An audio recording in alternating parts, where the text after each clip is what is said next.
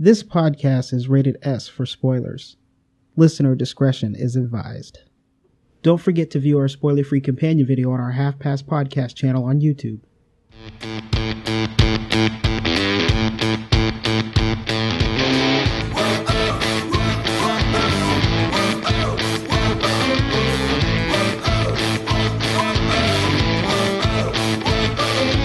Welcome to the Half Past Podcast. This is episode 27, the movie review of Star Wars: The Force Awakens. We will also be discussing the Independence Day Resurgence trailer. I'm Graham Rixon. Here with me is my friend and co-pilot Ian Jones. Can we go see it again? I want to go see it again. Let's stop the podcast and just go watch it again. We should just stop right now. And matter of fact, let's just do that right now. We're gonna stop the podcast, and then we're gonna go see it right now. Can you make some footprint sound effects as we walk away? All right, now that we're back from the movie, man, that was awesome seeing that again, right? Wow, it flew by. Oh yeah, it just flew by. Oh man. Crazy. So the trailer for this week is going to be Independence Day Resurgence. And did you get this trailer? Did you watch it? I did. There were so many trailers. Yeah, there was a lot of trailers this time around. Everybody was trying to get in before Star Wars, and there was also way more commercials, it seemed like. You know, you usually get the movie theater stuff where they're giving you the quiz questions and all that stuff. But man, that was much shorter this time around. They were just like commercialing it all up pretty bad.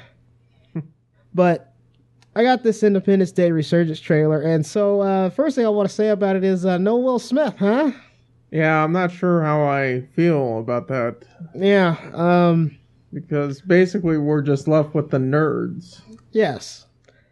And so I am curious about that choice. I guess he just really didn't want to do it because, you know, I guess he's just too good for that now. Which is disappointing. I guess it's good that we get to see him in Suicide Squad coming up here. He's too good to save the planet? Is that what you're saying? Yes, apparently he's too good to save the planet. Well, he does have a golf course at his house. That is true. The only other thing I want to say about this trailer, man, and then we'll get to your opinion, is it looks okay. The no Will Smith really hurts, I think, and but I'm still gonna go see it. So There's that too, and that's about all I have to say about it. And that ship is gigantic, by the way. Yeah, I think it's a little too big, but which I never thought I would say about a spaceship. Well, you're definitely saying it now. Jeez. Right. Well, you know, it's the size of the planet. Yes, it is. It's freaking gigantic. Man, I remember when I was watching the trailer, I'm like, man, that's a big ship. I'm not sure why it's so big, but I guess if you're going to take over an entire planet, that's how you do it, I guess. Do you think that Brent Spiner is just going to magically be alive? I don't know. Did they actually show him dying in that first one? Because that would just be great if he's just running around. Yeah, that would be interesting, man. It's pretty crazy. I am really curious about how he's showing up. Maybe it's going to be like a flashback or something. I don't know. Anything else you got for this trailer? Yeah, well, you know, your buddy Pullman's in it again. Oh, yeah. You know, he's back because he wasn't doing anything. No, he wasn't doing anything at all, so that's good. I think that they should have a cameo by Bill Paxton. That way you get really confused. You in particular, Graham. because all white people look alike. Well, whatever. I have a hard time every once in a while. I'll mix up Bill Paxton and Bill Pullman. Yeah. And Paxton's just better, so I don't know why I do that. Well, yeah, that's true. That's a valid point. Yeah, it's pretty crazy, man. You got anything else, man? All right, Star Wars. Nope, Star Wars. Let's all right, you want to get into Star Wars? All right, let's get into Star Wars. Let's take a little break, and then we'll get into Star Wars.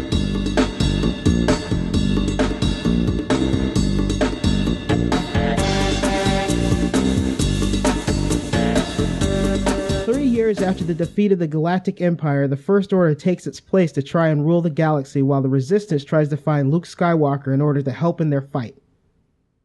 This movie is directed by J.J. Abrams, of course, who is of Star Trek fame and Super 8 and Cloverfield. Yeah. You remember when we all went to go see Cloverfield with our buddy Mike? Yeah. Oh, yeah. And we kept telling him that as best friends, we would not be the ones to help him go back and find his girlfriend. Well, yeah, that's because he was the only one of us who had a girlfriend at the time. Yes, at the time. But I still agree that, man, you have to be an idiot to go back into I know, right? to that minefield. It's absolutely ridiculous. You know, the marketing for Cloverfield was outstanding. It was much better than the actual movie. Yes, and I think that's definitely a positive thing about that movie where that you can learn from is that marketing definitely helps sell a movie, and it was really good in that movie. And you don't have to give everything away in the trailers. No, you don't. They didn't give anything little. Away. Yeah, they did not show anything about the movie at all. You just got certain things to kind of pique your interest, and that was it. This movie starring, of course, Harrison Ford as Han Solo. And he was in Blade Runner, Indiana Jones, and I'm going to go ahead and say The Fugitive. Oh, nice. Despite those other two iconic characters that he's had throughout his career. Man, if I could trade places with an actor, Harrison Ford would probably be it. He's always cool, right? I mean, he's never... Yeah, he's always cool, and he's always good, and to hold on to so many iconic characters like Indiana Jones and Han Solo is pretty awesome. Like, I can't believe it. He's got two of the best. I would argue that Han Solo is the greatest character in cinema history. He's awesome, man. It's absolutely crazy that he's been able to do that. Mark Hamill as Luke Skywalker, of course, who was also in Village of the Damned. He's also the Joker. He voices the Joker a lot and since Batman the Animated Series. And of course he shows up in Kingsman, The Secret Service, and I will keep talking about that movie because it's great. People go watch Kingsman. He's really unrecognizable in Kingsman. Yeah, I didn't even know it was him. Plus, I didn't even know it was him. I know. Plus, he's doing a British accent. He's heavier. Yep. In Kingsman than he is, he slimmed down for Luke Skywalker. Yep. And oddly enough, he got top billing, and he is not in the movie a lot. So, that's pretty crazy. It's worth repeating, especially for this. If you're listening to this and you haven't seen the movie, go and see the movie. Hey, this is a spoiler cast. We say it at the beginning of every podcast. Say it, but especially for this one, because it's that good, and very good. We're really going to dive into this here. Yeah, all right. Next up, we have Carrie Fisher as Princess Leia, or General Organa. She was also in The Blues Brothers, When Harry Met Sally, and Austin Powers, International Man of Mystery. Adam Driver is Kylo Ren. He was in J. Edgar Lincoln and the HBO TV show Girls. And I actually thought he did a pretty good job as Kylo Ren. He was actually a pretty cool character for this one, to basically replace Darth Vader. Daisy Ridley as Rey. She has not been in a lot of stuff. She's been on, most of her stuff is just like British stuff, and I really liked her as a character. Rey was actually a really cool character, and I will have more information about that later. Oh yeah. John Boyega as Finn. He is another British actor. He's best known for Attack the Block, which, have you seen Attack the Block? I haven't, no. It's actually pretty good. It's like think of a teenage street gang having to take on alien invaders. Okay, that does sound pretty cool. It's a fun little movie. It's one of those cult movies, so it's not like it's an awesome movie, but it's worth a watch. Definitely give that one a watch. It was on Netflix at one point in time when I watched it. I don't know if it still is, but it was at one point in time. I'm going to have this last one here, Jones. So it's going to be just Oscar Isaac as Poe Dameron. He was in All About the Benjamins, Robin Hood, and he is going to be Apocalypse in the upcoming Apocalypse movie. You know, I've been waiting to see this guy blow up for some time. He was in the last Bourne movie, The Bourne Legacy, and you know, I want to say they discovered him. He was this close. He was like that close to replacing Matt Damon. That's how much the casting people and the director loved him. And Jeremy Renner at the last moment became available, so Universal changed their mind. Yeah. But they put him in the movie anyway. He's in it for a brief second. Yeah. And now I'm guessing they wish they didn't kill him off because he's really becoming a superstar. Yeah. That's all the characters we have, Jones. So let's go ahead and take a little break, and then we're going to get into the best part of the podcast here, the Quirks and Likes section. All right.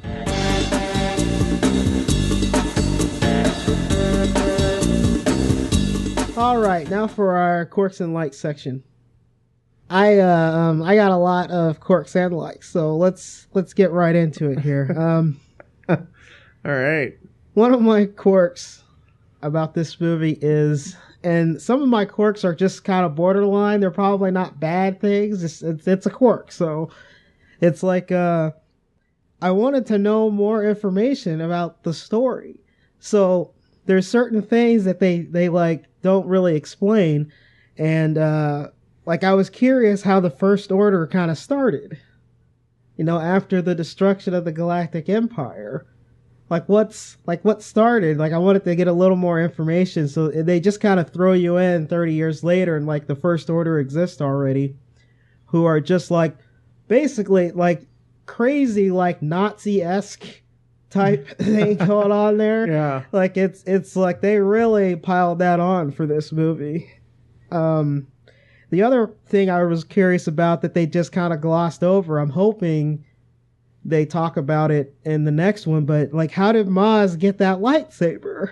Well, yeah, and she says that, you know, that's a story for another time. Yeah, and I'm like, oh, come on, don't tease me with the we'll talk about this later kind of thing. And so like, I was like, there's stuff like that throughout the movie that I was just curious about. Like, man, I want to know more information. The other thing I have, I got a question here, and at the beginning of the movie, Rey is keeping track of the days that she's been waiting for someone, and she has a crap ton of tick marks. Yeah. How does she keep track of all? They're all just one straight line. How does she keep track of all those tick marks? It's just insane. I've never seen like they're not do like, you know, this represents 10 or this represents 5. It was like one single tick mark and it took up like an entire freaking section. And I was like, holy crap. How do you keep track of all that? That was just a weird little thing. That is a really good observation. It was just like such a weird thing. There's no way looking at it just No way at all. You know, the only thing I can think of is she knows what, although she doesn't say it, I think she knows. Oh, I bet she knows every day. Like, she probably knows the number. Exactly. The other quirk I have is apparently the First Order makes the same mistake. They have the shaft that you know. Yeah, I know. Oh, they have the shaft that they can go through and basically destroy the entire freaking planet, giant planet thing that they have. That's basically another the planet destroyer thing. Star Killer base. Star Destroyer thing. And it's just, and I was just like, man, how did they make that same mistake? I don't get it. It's so weird. Maybe that has something to do with the fact that, like, for some weird reason, 30 years later, all of these characters are, like, mythical. Like, it never really happened. Well, you know, if you think about it, the engineers probably died with the Death Stars on the first two. But I mean, they you know. God, thank you, Death Star. Jesus. Wow. Take away my nerd card for a second. Yeah, jeez. I'm going to punch you in the face the next time I see you. that big thing, that big spaceshipy thing. I know, it's terrible. It definitely you definitely couldn't destroy it by taking pot shots at it. No, you couldn't do that. The other thing I got here is we've talked about Star Wars numerous times with each other, and there's one thing that I always bring up. There's actually a couple things that I always bring up, and it's all comes up in this movie, and that's one of them. I still didn't get my badass action scene that I want so bad, and I'm hoping when you get further into episode 8 and 9 that maybe we'll finally just see a badass like lightsaber battle or something going on, because I've always it's like you play all the video games, and they have like the trailers for the video games, and that's what you want to see on screen. The stuff where it's just like crazy. Like, you remember the one for the MMO, the Old Republic, where they're just like, all this crazy crap's going on because all these Jedi are badass. And the thing is they're still like building themselves up. So they're still all like these lower Jedis. It's like, God, I mean, do I have to get an Old Republic type movie till I can see Jedis at their best? Like, that's what I want to see. Well, I don't know. I see what you're saying, but respectfully, I kind of disagree with you. I really liked what was in this movie as far as lightsabers, but I mean, I can get into that on my that's fine. section. But you make a good point, because there isn't that they aren't what's in there. They aren't trained. No, they're untrained. They're untrained. So, and that is a really fair point. Yeah, and that's my main problem is, and again, it's not something that's bad about the movie. It's just a quirk. It's like, that's what I've been waiting for literally my entire life. Like, seeing that. I want to see the Jedi at that point in time, and it's just like we haven't seen it yet. So it's like I was talking about, I was talking to Mark about this a while ago, who couldn't make it for this podcast, which is unfortunate, but he was saying, I was telling him that what I want to see eventually, and maybe Disney could just do this just for me, I don't care about anybody else, just for Graham, I want a John Wick style Jedi movie where it's just badass shit going on, and that's it. That's it. I don't even care about the story. I just want to see Jedi just kicking ass, and that's what I want to see. Like, that kind of thing. And I just like standalone. Doesn't even have to be a part of the standalone. You guys are doing that standalone thing, Disney. Come on, just give me some crappy little action movie that's Star Wars. I don't care. Who's not gonna go watch the awesome action movie that's Star Wars? All right. The other thing I got here is I thought it was interesting. I thought it was a cool way to do this, but it's again, Kylo Ren's gonna come back up because the whole too dangerous to be kept alive is still a thing. Like they decided to keep him alive. I love how the Earth split, and that's kind of how they decided to split them apart. And then she ran off, and it's like, well, he's gonna be trouble. One. That's for sure. He is. And I thought that was just another one of those things where they wanted to keep him in, so they left him alive. Another quirk I have here is one of the leading up to this movie, there was a lot of chatter about what was going to happen throughout the movie, and I spent the hardest time trying to tell everybody to shut the hell up. I don't want to hear anything, because I don't want, out of the 40 explanations I hear, I don't want one of them to be right. And so I spent my time really far away from the internet, and every time somebody started talking about Star Wars around me, I told them to shut up immediately. But one of the things that somebody said actually happened, and just in case you haven't seen the movie already, another spoiler alert, but I knew Han Solo was gonna die. And that really bothers me, because somebody had told me that earlier. And I'm like, well, damn, I just knew that was gonna happen anyway. Well, so, I mean, that isn't a huge, that isn't a huge leap. No, it's not a huge leap, but it's the principle of the matter. Luke Skywalker is probably going to die, right? It's just one of those things. I'm going to continue this, and you need to shut up right now. Dang it! But I mean, I just told you. Thinking logically. I just told you that I kept people from doing that, and you freaking did it. And that's 2 years before the next movie. Jesus, though. You saw the original trilogy. You know how this works. Whatever. Oh, man. I don't want to hear anything. All right. Then I'll okay, all right. Well, that's good to know, because I can change a couple of things I was gonna say. Well, no, you can go ahead and say about my theories about some stuff that's going on. Oh, you have theories? All right. I do, but I'm not gonna say anything about it. Fine. I'll allow you to get your theories for the sake of the podcast, you jerk. No. All right, so I got a few more quirks here.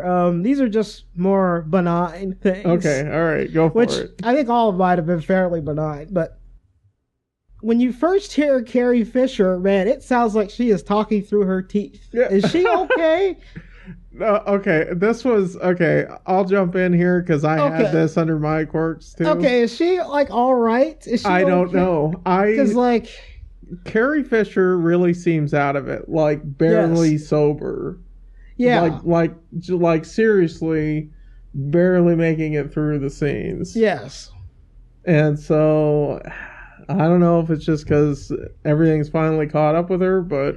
I don't know, man. I just I was like, man, every scene that she's in, she's just she's not quite there. And it's like... She definitely, like you said, seems like she's struggling through all the scenes. And so, I hope she's okay, because she doesn't seem like she was herself. That's for sure. I mean, we haven't seen her in a while, so I don't know.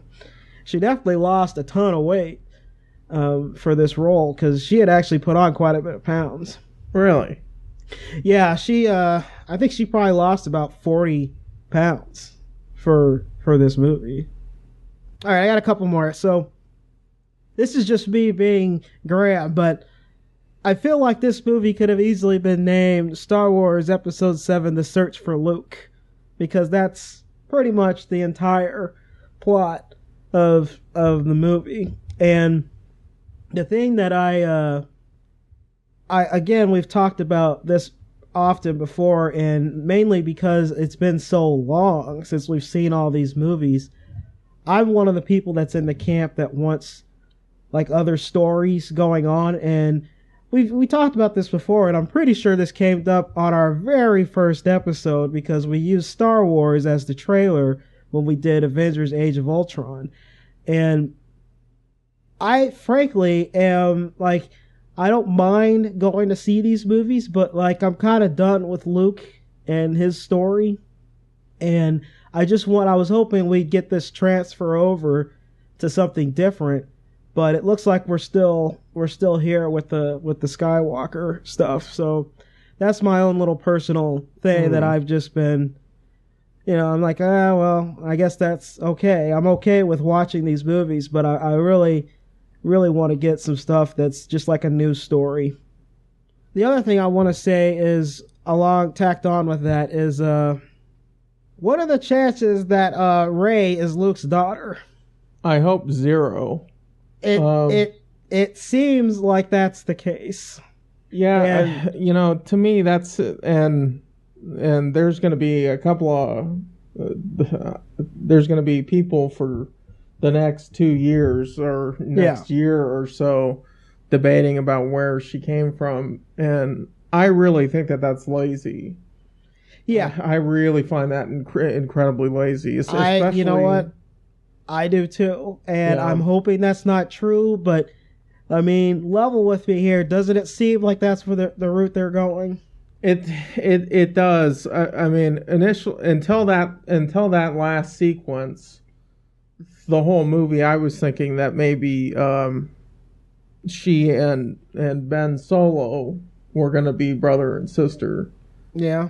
I think there's some sort of connection there, but towards the end, I really think it would be cool if she's so unique if she was just her own person. Yeah. And not a Skywalker. Because there already is another Skywalker running around with a lightsaber. Or Solo, I should say. Well, the thing is it definitely seems that way, especially the scene that really got me thinking that is with Maz, where she's going in there and the lightsaber's calling to her. And Maz specifically states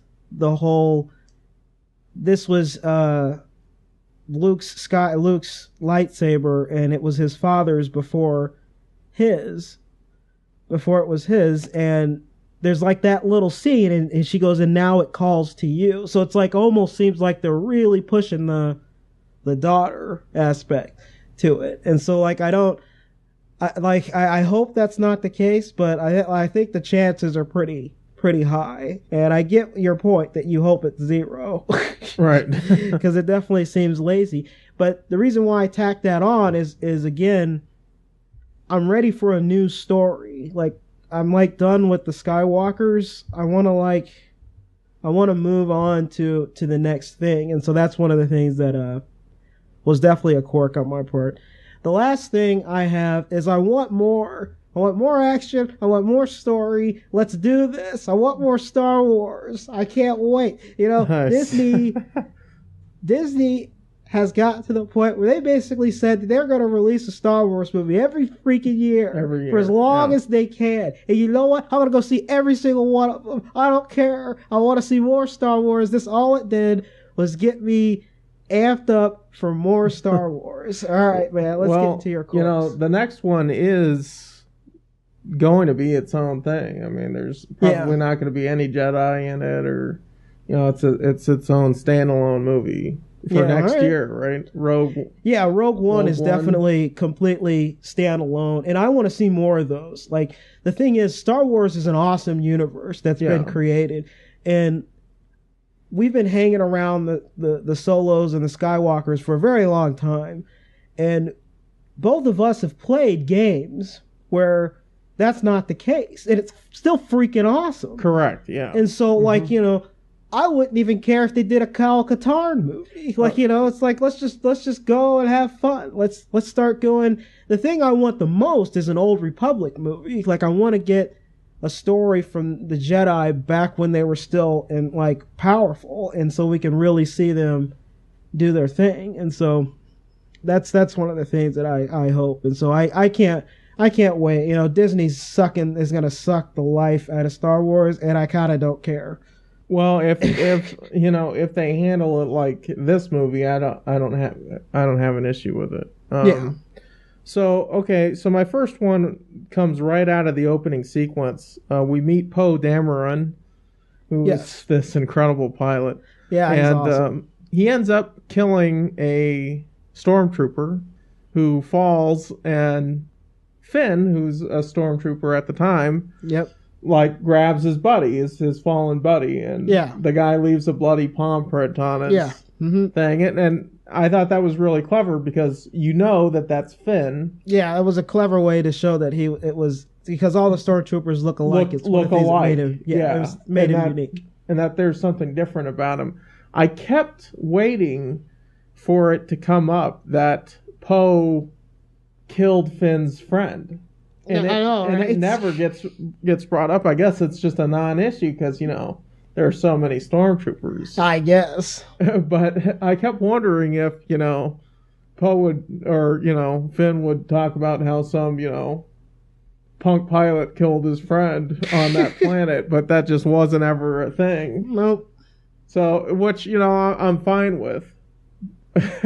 But it was just something that kept popping in my head. Nice. There are a lot of practical effects in this. They went back to doing a lot of giant puppets and real sets. Yeah. Which was nice to see. And it's nice to see to a certain point. Yes. Because there are puppets in here that are so clearly puppets. They're so clearly people working the controls that it's pissing me off.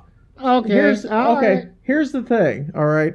The whole reason why you and I have careers, why there's this whole industry, why there's an ILM, is because George Lucas started doing stuff that puppets couldn't do anymore. Yeah. And there had to be a change. We wouldn't have any of these damn Pixar movies if there wasn't an ILM, if there wasn't the computer generated stuff. Yeah. And I guess the one scene in particular that I have the biggest problem with is when Rey rescues BB-8. There's this stupid thing walking on 4 legs, and it has no sense of weight whatsoever. Because people are clearly picking up the foot. You know, you can almost see the people hiding in the sand, composited out, picking up each leg. And it's got no weight to it at all. It's just like, do-do-do-do-do. God, it's like something out of Dark Crystal. Oh. Like, use the damn technology. My goodness. Oh man, it's like Jim Henson bad. You are pissing off. Whoa! You are pissing off a ton of people right now. There's software. There's artists. Fix it. All right, I'm gonna let you go. I'm just saying that. Let's be known that you are pissing off a ton of people. I'm sorry. Did we not just see Jurassic World with a bunch of CG dinosaurs running around? We did, and it was awesome. Standing there. And it was awesome. So what company did that? Was it the same company who was working on visual effects for this? Yeah. Okay, so we don't need 4 people picking up legs and having something that just has no weight. And it's like 2 guys in a costume, like 2 guys in a horse costume at a Halloween party.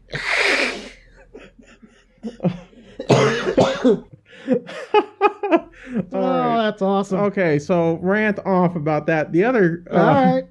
One of the other design things, because everything in here is gorgeous, and it was nice to see the practical, like the real, like the physicality brought back to it. Yeah, because it looks like the original trilogy, but I'll get into that later. But there's this character Maz Kanata, right? Is that right? Yeah, Kanata? Something like that. Does she not just look like a female version of E.T.? I mean, like, nice. Like that's what they came up with? Well, here, we wanted her to look like E.T. and that is... she's the one who came to rescue E.T. from Elliot. Nice. Real nice. All right. The last thing is, how does a sanitation worker end up destroying Starkiller Base? Nice. Like that's a disgruntled employee. Oh yeah, definitely. Who knew a little too much. Like, maybe they should have skipped that part of the orientation. Yep, they gave him a little too much information. You want to destroy the planet, you fly in there and just shoot it. Nice. It'll implode on itself and form a star. All right. So that's it. Most of the quirks are real little nitpicky things. All right, so you ready for the likes then? Let's get into the likes. All right, so the first like I have to say is I'm just going to say the movie's awesome. I enjoyed the hell out of the movie. And it was just fun and it was great.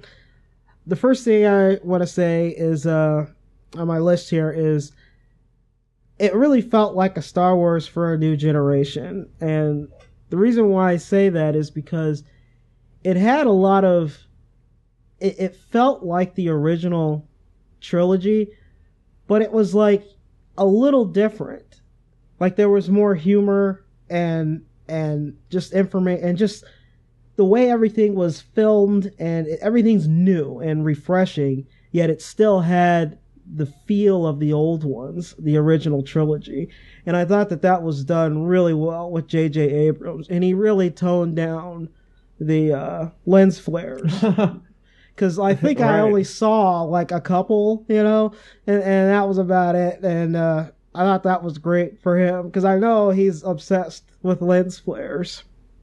To that point also, the thing that's just makes it similar to the original trilogy is they have the strong female character, which shows up in all of the Star Wars, where, in all honesty, all the Skywalkers were just whiny brats, kind of, for the most part. And you have the really strong woman character, which is what they had with Rey in this one. There was a lot of homage to the original. It was nice seeing the Millennium Falcon, which was actually way bigger part of the movie than I thought it was going to be. And I thought that was great too. One of the things that I talked about with you and tons of other people is Kylo Ren's lightsaber with the side things. Yeah, the cross guard lightsaber. The cross star things. Now, swords have had those for centuries. And the thing that I always said throughout this whole time period is, if those aren't actually used for anything, it's just kind of a stupid thing to put in there. Because the whole point of those is to prevent your hand from getting cut off, which is a good thing, especially when you're going around with lightsabers. But that was the reason why swords have them. Now, that didn't happen in this movie where they had where a lightsaber comes down and hits that blade part, that side part. But he did push up against Finn and like cut his shoulder with right. And I thought that was, I was like, okay, all right, there's the scene I needed so that this makes a little sense. They need to show that it's being used for something. So I thought that was a really good like for me, because I was like, they need to show something. I get the point of it, but I was hoping it would be the actual point of it, which is a lightsaber coming down to prevent you from getting your hand cut off, which is something that the Skywalkers should learn, right? Like every single Skywalker has a freaking hand cut off or something. I really enjoyed the humor in the movie. And I thought it was really funny where like all the scenes where Kylo Ren is kind of losing his shit. And especially the one where it's the outside shot and those stormtroopers are just patrolling and he's losing it. And they're like, I love how they just stop and they turn around. They're like, nope, not having any part not of it. Not going anywhere near them. Nowhere near him. And I thought that was awesome. And the same thing happened when he was talking to that officer guy where he had to deliver the bad news. Even when the guy walked up, you can see it in his face that he was like, he drew the short straw, like he knew it. Like, I thought that was awesome. And I'm like, man, it's like, to me, that's just more real, and that's just awesome. The humor in this movie was great. A lot of the scenes with Finn was just kind of funny because he's, him talking to BB-8 about, you gotta tell her the location. And, that whole scene was just a fun scene. It was great. The movie had a lot of humor in it that was just fun. That made the movie more fun, and that was awesome. The other thing I have about this movie that I really liked was I thought the cinematography was actually pretty good. I really enjoyed the camera work, the way that all the scenes were used for the like space combat type stuff.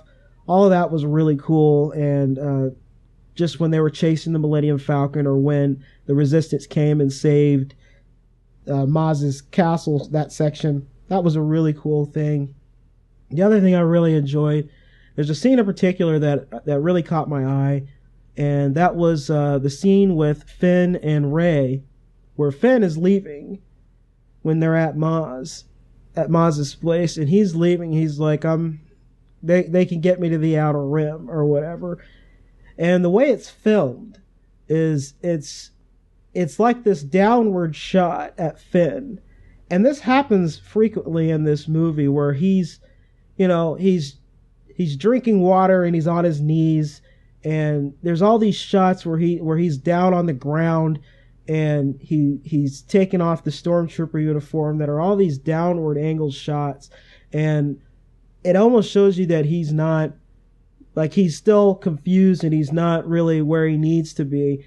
And there's a really dramatic level change in that scene particular when he's talking to Rey about leaving, where he's saying he's leaving and he wants her to go with him. And it's a really downward shot, and she is way higher than him, and she's not taller than him. No, she like steps on something. Yeah, and so there's that scene where she's like higher than him, and she's almost like talking down to him, and it really shows you that he's not there. And the thing that happens throughout this movie is there is no more downward angle shot after he comes back. they're all just like they're either straight on or they're this upward shot. And I thought that was just a really cool thing when it comes to the cinematography of the movie. And that's all I got, man. So with this Star Wars extravaganza, we're going long. So let's hear your likes, man. Okay, well, just to kind of touch on what you said, I think the charm is there. It's back. Yes. The charm of the original trilogy, it just wasn't there in the prequels. And no, it wasn't. And, to me, this felt like the sequel we've been waiting 32 years to see. It sucks that it's taken this long, but, for you and I, we didn't, we weren't around to see the original trilogy, so it's a little bit fresher, but it still felt like a really long time to see this conclusion, to see the next step. And, boy, is it worth it. It just would have been terrible if Disney took this over and just went, just turned it into some crappy Disney thing. And instead it feels like the original trilogy. Which is incredible. It is. It's really awesome. And the only other disappointing thing I have a plus and a minus about this after you say that with Disney. Their logo doesn't show up at the beginning. That was a plus. I still miss the Fox logo, though. I didn't even think about the Fox logo. I did miss it because as a kid, seeing all the original trilogies, every single one has that fanfare with Fox, and as a kid I always thought that those spotlights were lightsabers, so it was just like that's just how I looked at it as a kid. And I did miss the Fox searchlight, oddly enough. So I just thought it belonged there, and it was gone. I do like the fact that Disney didn't put their logo on there, because I know we talked about that earlier. They did not do it. They just did Lucasfilm, and I was like, all right, that's fine. Yeah, and then went into what really matters. So that is a real good point. I forgot we talked about that. Yeah. These new characters, boy, are they incredible. They just stand on their own. They work right away. Yep. And I just want to see more movies with them. So I was going to kind of talk about each of them really quickly. The first one is that really surprised me, especially because of the way the marketing went, is that, Rey is, going to be the next Luke Skywalker. She's going to be the generation. She's going to be the one that everyone's, she's going to be the hero of this trilogy, even though that might be, there's going to be other players there, but she just is really incredible and really likable, but at the same time, a lot of fun. Yeah, she's to watch. She's great, man. I really enjoyed her, and yeah, you're right. She's going to be the new hero, and I like it. I like her a lot, so I'm okay with it. This guy Finn, who was a stormtrooper, and we got to see him with a lightsaber a little bit. Yeah. It's unclear what kind of role he's going to have in the future, but he's so funny and likable that he's really relatable. Yeah, he is. Like he almost seems like someone you would know, like a friend you would have, who would have like that kind of person, like quirky personality. Yeah, he would. And those guys, John Boyega and what's her name, Ridley, did a really good job in this movie. And I think they actually had a really good chemistry with each other too. Yeah. And there's another thing just from that point. The other thing I enjoyed about this movie was the whole. They found like these lesser known actors to go with, and that's something that's happened with Star Wars through all of them. And I thought that was just another really cool thing for them to do. When they find Mark Hamill, he hadn't really done a whole lot to do Star Wars. Right. When they found Hayden Christensen, he really didn't do a lot before Star Wars. And that happens a lot throughout all of the Star Wars stage, and they continued that in this one, and I thought that was really cool. They just went out and found somebody. They didn't actually try to just put like a big name or anything in there, and then I thought that was cool. Oscar Isaac, who plays Poe Dameron, this character is a really cool character, and he is. Could he be the best pilot we've ever seen? He definitely, the scenes that you see him in where he's actually piloting, right? He's freaking awesome. Yeah. I don't know. I wonder about that. Who would win in a dogfight? He is a really good pilot. Yeah, he is. But I think the guy who, other than Ray, maybe the guy who steals the show is Ben Solo. Is going to be the villain of this thing, and yeah. And what I like about all these characters, in particular with Ben Solo or Kylo Ren, as he's going by in this movie, is they aren't just carbon copies of characters we've already seen. They're really unique. But he is a real fun villain. Yeah, he is. I mean, he's, we talked about the crossguard saber. We got to see it in action. Yep. That's obviously something he came up with. He's like, he's using the Force in really creative ways. Yeah, he's also doing, like, it's like, I don't think we've really seen a movie where, like, mind reading is a thing, and right, yeah. And he's definitely able to, like, sink into somebody's mind and figure out what they're thinking or what they're hiding, and I thought that was a really cool aspect to him too. I also enjoyed the fact that when they used him and he does the Force choke, he pulls them right into his hand. He pulls the guy, right. He pulls a guy into his hand and chokes him. It wasn't like, the regular Darth Vader Force choke. I thought that was a pretty cool thing. Yeah, I mean, even from the get-go, when he stops that blaster in mid-air, it's just like, well, geez, this guy's doing stuff that we haven't really seen before. Yeah. And that's what makes me excited to see some of the sequels. Sometimes we talk about these movies when we know that they're gonna have sequels. Yep. They intentionally leave stuff out and they don't explain enough. This movie, I think I felt fine with not knowing some things because I want that other adventure.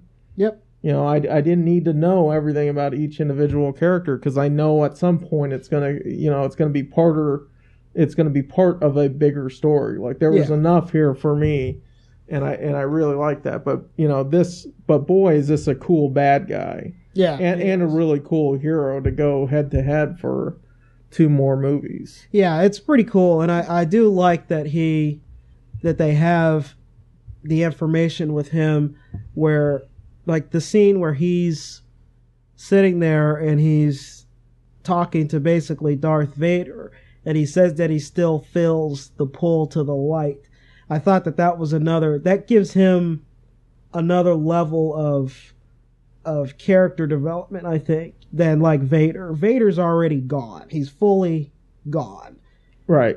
But there's that one scene where he's clearly just like, I still feel the pull to the light. And I thought that was a really cool scene. So it makes you curious whether is he going to eventually come back? Is he going to come back, or is he just fully gone after he took out Solo? I don't know. Can he still be saved? Yeah, can he still be saved? You don't know. It could go either way, and I thought that was a really cool aspect of him. But you're right, he's just an awesome villain.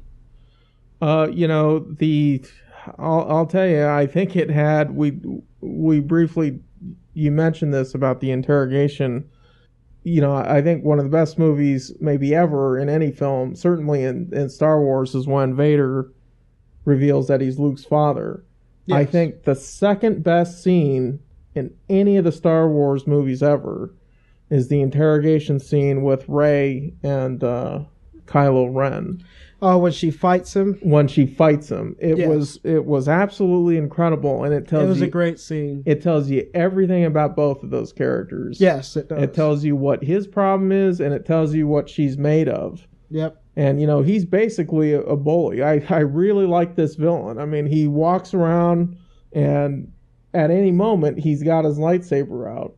Yep. And he really is a bully. And if you watch her throughout the entire movie, she's got a problem with bullies. Yeah, she does. Even from when BB-8, first sequence. Yeah, the first sequence, when she thinks that, Finn stole a jacket. She obviously right, yeah, or saving even just BB-8 the scene and with the where she was collecting all the stuff, and that guy was just like, well, it's worth this, and she's just like, you can tell that she's just like, that guy was a bully also, right, where he's just like, well, this is worth a quarter portion. She's like, it was a quarter portion each last week, kind of thing. And you can see that there's this, that she has that also. So that's a really good point.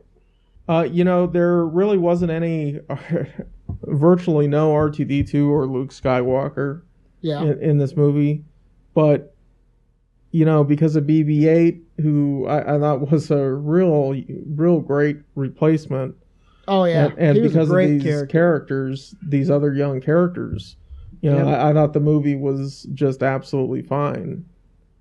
It works without them. It almost would have been too much, I think, to have more of Luke in this. I think that's what the next movie needs to be. Yeah. Needs to be about him coming back. And there's real brief glimpses of things, and I just can't wait for the sequel. In fact, when they got in the Millennium Falcon to go and find Luke, I had a feeling that the movie was going to end. I could have sat there and watched another hour. Oh, yeah. Of it. Yep. So I think that's it for me, buddy, as far as likes. I think we've gotten into everything here. All right, man. So let's go ahead and rate it. Cool. Well, I think it's wildly fun. It has great pacing. There's a good action sequences. The camera work, I think, is great. And it's freaking Star Wars. So I don't know how you not see it. See it, buy it. I'm going to see it. I'm going to see the other ones. I'm going to buy all the other ones, and I'll probably buy the trilogy when it comes out. So I'll just have like 3 or 4 versions of all these movies. So nice. That's my rating. Yeah, I'll say see it twice. I mean, it's the sequel we've been waiting for, and it cancels out the prequels too. Yeah. Which is, isn't that nice when you do one thing right and 3 movies go away? Yep. It's kind of like Days of Future Past with that Last Stand movie. Yes, right. That's a very good. Oh man, that's a very good thing. So, yeah, so I'm gonna say see it twice. I'm gonna say see it as many times as you possibly can. I'm gonna go watch it again this week. I'm definitely gonna go see it again. It was great. Yeah, I could have walked right back into the theater when it was over. Right? I was looking at the line of people who was behind me, all those people wondering how the movie's going to be, and nice. Me not wanting to say anything about it, and I just felt like cutting right back into that line and seeing it again. Suckers, move over. Oh, that's awesome. Give me your ticket. Give me your ticket. Give me your ticket as I wave my hand. Nice.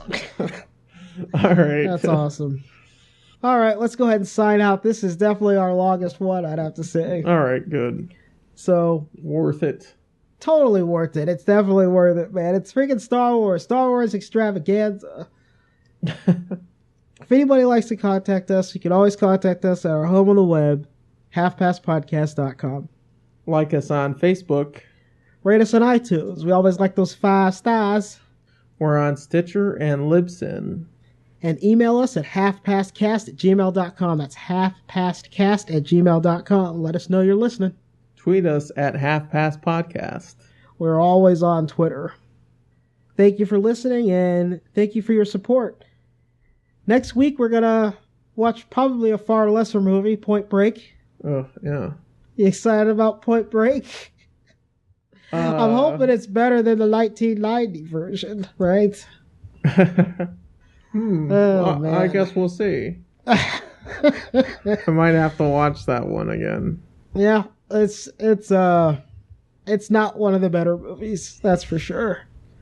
But it looks all right. It might be fun. Maybe it's just a popcorn munching movie, and I like those. All right. Anything else for you? No, that's it. That's all it right. For me, buddy. This is the Half Past Podcast. I'm Graham Ricks. May the Force be with you. Oh, that's great. See you next week.